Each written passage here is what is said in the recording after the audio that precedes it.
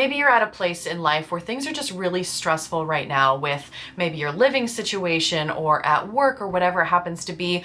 Or maybe you feel like somebody has sent some negative energy your way. Maybe you're wondering, am I hexed or cursed right now? What is going on? Because I am feeling unnaturally strange and weird and spiritually bogged down. Whatever the reason is, I'm gonna share with you a quick little routine that I have to really kind of get myself back on track. And I think it's a lot easier to get rid of negative, crappy energy than most people would think. You just have to figure out the right things that work for you, and then it's usually a very quick fix. So let's talk about what to do when you're feeling spiritually bogged down and how to get yourself back on track.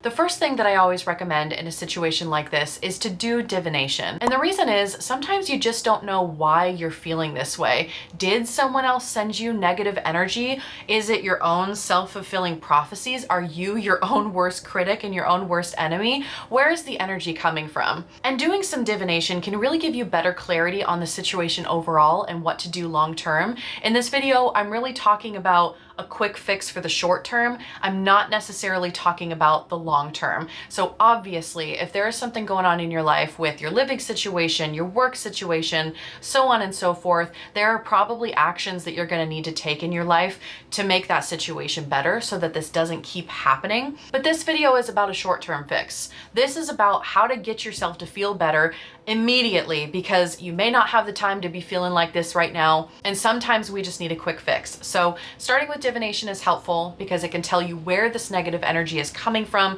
why it might be happening, and what long-term steps you can take after the suggestions that I talk about in this video. And divination can be many different things. It can be consulting your tarot cards, talking to any sort of spirit guides when you're out on a walk and then looking for signs and symbolism. It can be working with pendulums, dowsing rods. It can be bibliomancy, or maybe even actually hearing messages on a radio. For example, if you were to ask the universe a question and then you get in your car and you turn on the radio, the song happens to be playing a line that perfectly answers your question, that can be a form of divination. But I prefer tarot. It's my favorite form of divination, and I'm actually going to take you to my desk right here and show you a spread that I really like because it gives such better clarity than I have ever been able to get through any other divination system for this particular situation. So I'm going to take you to my desk. I'm going to show you a tarot spread that I use.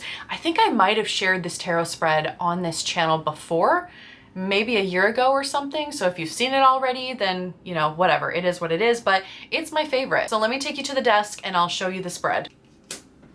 So this first card here really represents the situation.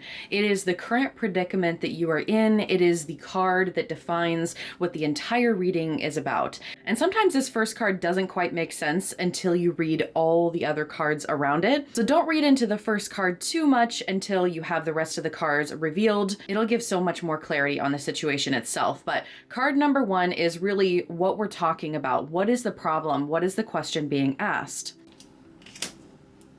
The second card, this is going to be what led up to this situation. What is feeding into the situation that gave us the problem, aka card number one. The second card can give us a little bit more clarity as to what we're talking about here in this reading, because it really talks about past decisions, past actions, past events that really led to the predicament that you are in currently.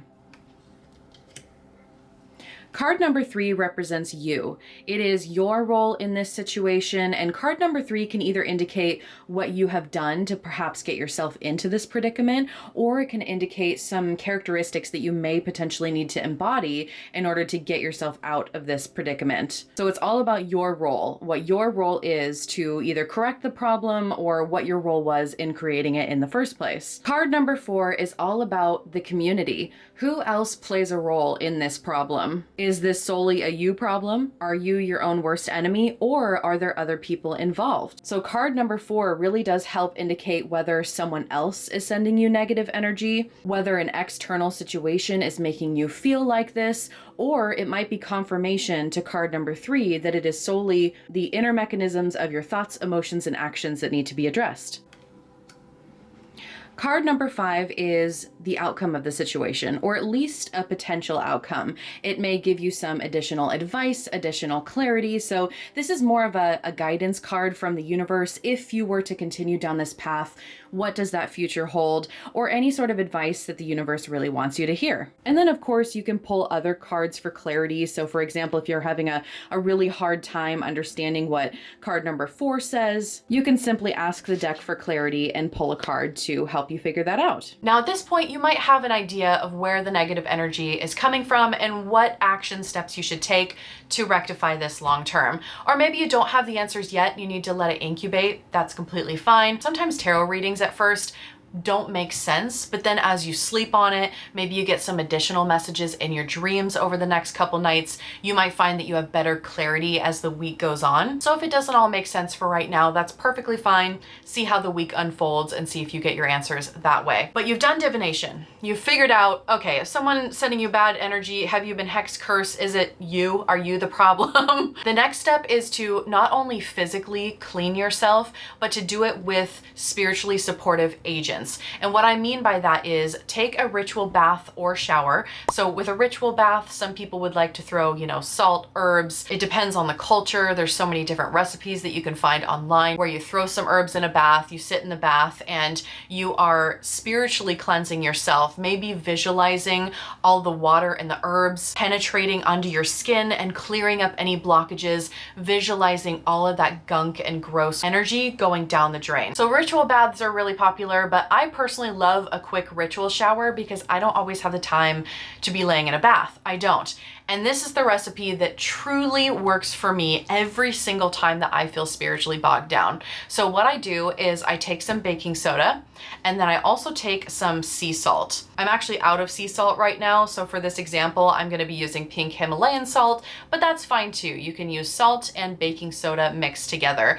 If you want to add more to this, you absolutely can. But these two items are perfect for a spiritual purification scrub. So you would take this in the shower and really just scrub your whole body. If you can't do that, I would recommend at least scrubbing your hands and your feet with the baking soda salt mixture. But to make this a little bit more luxurious, if you're wanting to add more to it, you can also add a little bit of oil like olive oil or coconut oil. Add a little bit of coconut oil or olive oil to the mixture to make it a little bit more soft, to make the texture a little bit more like a scrub that you would find in the store. And then from here, you can add essential oils. So you can add any essential oils that you would possibly want. I really like citrus essential oils for this because citrus is so invigorating. It's invigorating, it's energizing.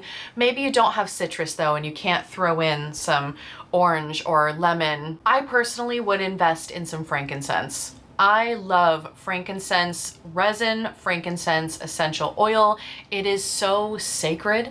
It is so spiritually purifying. So consider adding citrus, frankincense, eucalyptus would be another really, really great plant to add. Garden sage, cedar, rosemary. Again, this is a really loose recipe and you can work with whatever you have at home. But really the base of this scrub is just baking soda and salt. If you want something that's really gonna pack a punch, I would recommend getting some agrimony. This herb is a kick in the face. It is great for reversals. If somebody sent you some negative energy, it is an herb that will send that energy right back to that sender. It's great for spiritual purification. It's great for protection and banishing. It has that next layer. So if baking soda and salt isn't enough and you feel like maybe someone has sent you some negative energy, pick up some agrimony. I just got this from Mountain Rose Herbs. I usually get a lot of herbs and resins from them, but you want to be mindful of not clogging your drains, right? If you're adding in coconut oil, if you're adding in olive oil or herbs, and all these things are going to go down the drains and you definitely don't want to be clogging the pipes. So if you're using a tiny bit, that's probably fine. Just don't go overboard with it. You really don't need any more than a teaspoon in the mixture. Or if you don't want the actual dried pieces of agrimony in your salt scrub, what you could do instead is you could steep it. You could make a tea out of this plant matter and then use the water, that tea, in your scrub. It'll definitely water it down, but you can still add, you know, maybe a teaspoon or something from the tea that you brew. And this just takes it up another notch. And again, you're at least scrubbing your hands and your feet, if not your whole body. In the shower, you can also do a prayer if you have a higher power that you do pray to, whatever that higher power looks like for you. You can visualize, again, the baking soda and salt scrub mixture penetrating deep into your being and breaking up any blockages, visualizing all that gunk moving down your body, out through your feet, and down the drain. After divination, after the baking soda salt scrub, you are clean from some sort of ritual shower or ritual bath. I would recommend a very light cord cutting ritual. So I will often take my selenite athame. If you have any sort of ritual dagger or sword, you could also just do this with a regular knife in your kitchen, a butter knife, if you will. Or maybe you just have a little paring knife that has become sacred to you and you only use this in cord cutting rituals. I would recommend taking this ritual athame and running it along your body lightly. You're not actually, you know, scraping skin or anything like that, but you're running it down your arms, running it down your torso, down your legs, maybe going across your palms and the bottom of your feet. And you may say something like, I release all energy that is not mine. And this is particularly applicable and particularly helpful in situations where somebody has sent you some negative energy and it is not yours. You do not need to keep it. It does not need to stay here. So you take that ritual dagger and you're running it along your body, allowing yourself to enter a light trance state. Maybe you decide to put on some music, some drumming in the background, and just chanting that over and over again. I release all the energy that is not mine. There's a breathing exercise that I also want to recommend here, and this is something that you can do on the go. Let's say, for example, you cannot take a ritual bath or shower right now. You cannot do divination right now. Let's say you're just not home in general and you need a quick fix right now, as you're in your car, as you're at work, in the bathroom, or whatever it happens to be. There is a breathing exercise that I would recommend to help people that are feeling just really spiritually bogged down, or maybe even a little bit anxious. So you would visualize. It does require visualization. So if you're someone that doesn't like visualization, obviously this won't be the practice for you, but you would visualize golden light entering your body as you breathe in. So you would breathe in to the count of 4, breathing in this golden light. And then when you exhale to the count of 4, you're going to visualize almost like a dark gray or a black gooey liquid coming out of your breath. And this is then going to be taken away by the winds and recycled back into the universe. Each time you breathe in, you're going to focus breathing in the golden light, expelling the dark gray or black air, and you're going to keep doing it. And as you do this, you're going to visualize the color lightening. So when you breathe in the gold, maybe instead of blowing out the black air or the dark gray air, maybe it is light gray and it's becoming a little bit more clear. And you're going to keep doing this breathing exercise until you can visualize yourself breathing out perfectly clear air. Not black, not dark gray. Nothing in your breath indicates that there is any sort of gunk to breathe out anymore. And you are simply breathing out clean and clear air. So that's a really quick thing that you can do just on the go when you're feeling anxious or just weird and you need to kind of reset yourself. Of course, I always find that going out in nature can help as well, especially if you can go barefoot and stick your feet on the dirt, stick your feet on the grass or whatever it is. Getting that nice, delicious exchange of free-flowing ions, it can really help to literally go touch grass. And then of course, after all of this, if you're still feeling weird and funky, or maybe you really do feel like someone has hexed you or cursed you, of course there are more severe measures you can take, such as calling on any spirit allies to help you with this, calling on a deity to help you with this, or even an experienced practitioner that can help with a sort of spiritual exorcism in very severe cases. But I would not say that that is a common situation at all. If someone sends you negative energy, in my experience, it is very easy to get rid of it. But in a dire situation, of course, you can pray to any sort of deities, call upon spirit guides and petition them, so on and so forth, which is a whole nother video topic. And I did do a big long video topic about how to work with spirits if you're a beginner and you have no idea where to start and you don't even know how to call upon spirit allies and all of those things. So I'll link that how to work with spirits video in the description box if that is you and you want to learn more about that. You will notice that up until this point, I have given a handful of suggestions, but I have not mentioned smoke cleansing. The reason why I have not mentioned smoke cleansing at this point is because for me, this one's a no-brainer. Obviously, I think that smoke cleansing is probably the first line of defense that really anyone can do. And you can do this with any sort of dried herbs whatsoever, or even the smoke from some sort of resin if you're burning frankincense or copal resin or something. So you can work with various bundles of herbs like cedar and rosemary, and then just pass the smoke over your body, extending out to your arms, your hands, down to your feet. That is obviously the first thing that most practitioners recommend. I do think it is kind of like the first line of defense for really getting rid of any negative energy. But the reason why I don't say it is because I am assuming at this point you've probably already done a smoke cleanse and it didn't really help you. So that is why I led with all of these other techniques, such as doing divination and the baking soda salt scrub. Really, if the baking soda salt scrub doesn't help, I would be surprised, because that's the one that really gets me into a whole different place. And it does, of course, come with not just rubbing it on your body, but really visualizing and taking the time to allow it to spiritually purify you and making it a sacred experience. And the cord cutting is really fantastic as well. So I hope some of these tips and tricks were helpful in this video. Again, this is for short-term results, for instant gratification, but there's probably going to be other things that you're going to want to do long-term to make sure that this A, doesn't happen again, or B, that you are able to sustain this new state that you've put yourself in. Thanks so much for watching, and I'll see you in the next video.